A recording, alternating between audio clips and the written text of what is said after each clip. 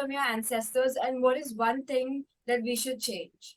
As long as we share the same sky and breathe the same air, we are still together.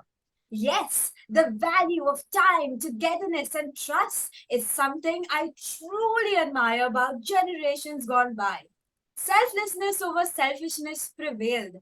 Everything was built to last. Relationships were built on trust, which didn't just survive a few years or decades, but in most cases, a lifetime and generations. There was so much more togetherness and sharing as the tradition of a joint family was intrinsically linked to the betterment of society. Loneliness and its mental and physical manifestations, the rampant social disease of our time, did not seem to make such a huge impact on society then. Life was difficult, even then, but they held close what mattered.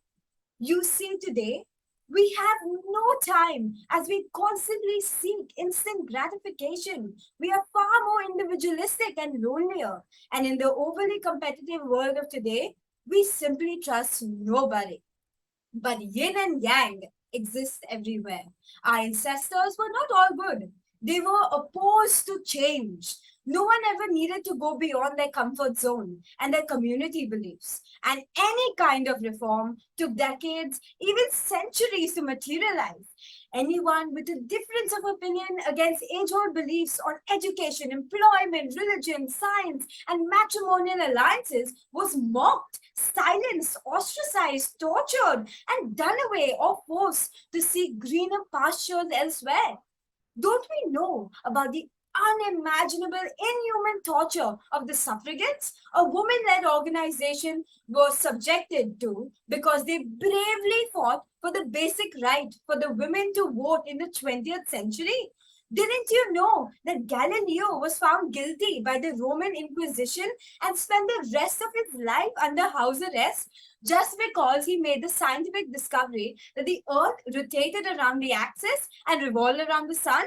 Did you know the horrifying practice of sati, which started in the post Gupta period, the medieval times between 500 to 1000 CE, was only completely abolished in the 19th century?